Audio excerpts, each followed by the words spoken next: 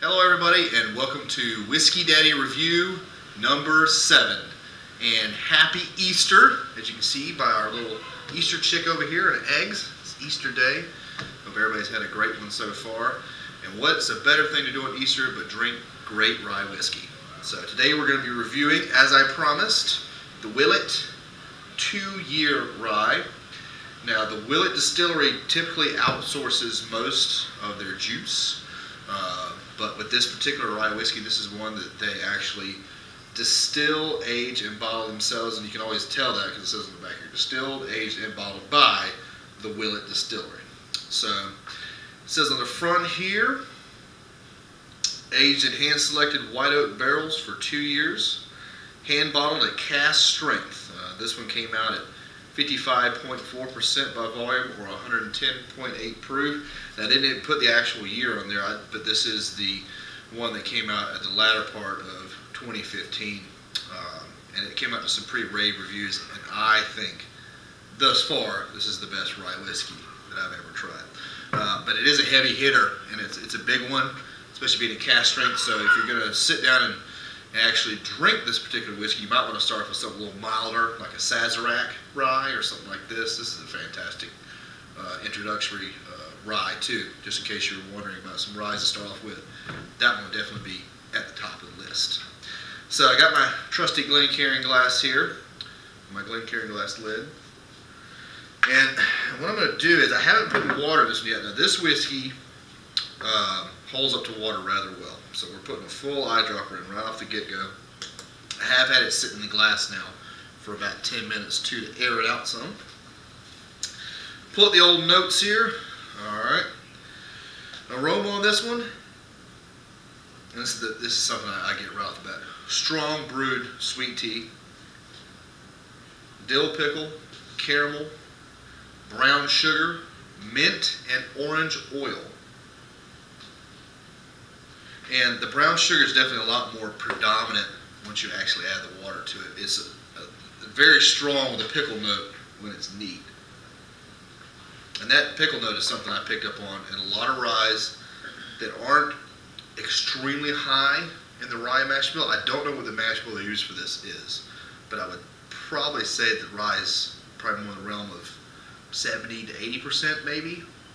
Other part being corn and malted barley.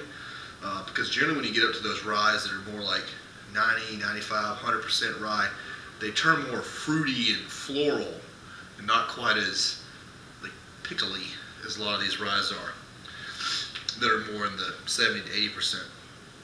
Alright, so I mean, it smells like a really good rye bread. It smells like you're just sitting there next to an oven. Alright, let's take a taste of this one.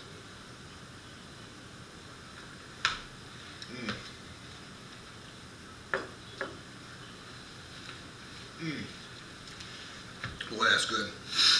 The arrival, it's very dense. It's very oily, it's very viscous. Semi-sweet, strong tea, brown sugar. With orange oil turning more into mint. And then you get the cinnamon spices on the back end.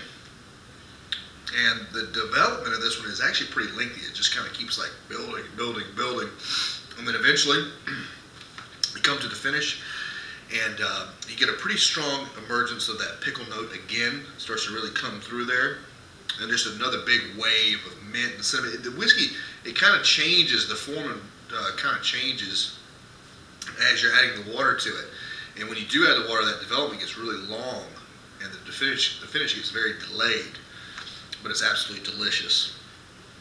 Alright, what else I put here? Cinnamon and wood spices. Silky oakiness and just a strong rye bread aroma on the breath. And the finish is also extremely warming. I mean, you feel it going down. Finishing notes on this one, I put strength and beautiful mouthfeel make this relatively young product an absolute standout. And it is good. They had another one that came out the year before that was at 109 proof. That one didn't come out as to a rave review as this one did. This one really got some strong reviews. And ryes, I mean, the rye whiskey community, or the people who drink rye whiskey, are loving it right now because ryes are booming on the market. There's almost more of a selection of them than there is bourbon. Another thing I noticed with this one too is the orange oil, like I talked about in the comments. I don't pick that up a ton in other ryes. And this one is pretty strong. It's pretty unique in that aspect. And we got another rye. Came out not too long ago. I'm just going to kind of give you guys a little teaser here. It's going to be coming up soon. The Jack Daniel's single barrel rye. We'll be giving that one a taste. I think this one's going to be pretty interesting.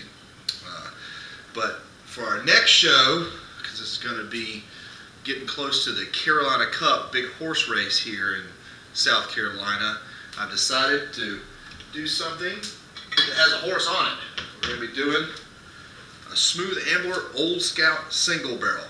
And this one just got released not too long ago. It's fresh on the market, so I'm excited about reviewing that one. But in the meantime, go out there. You might have a hard time finding some of these Willets. I believe they release this particular kind of bottling twice a year. I'm not 100% sure on that. But if you do happen to find them, they're reasonably priced. You're talking about $30 to $40 per bottle for this particular product. So that's not bad at all. And it's about the same for your Sazerac ryes too.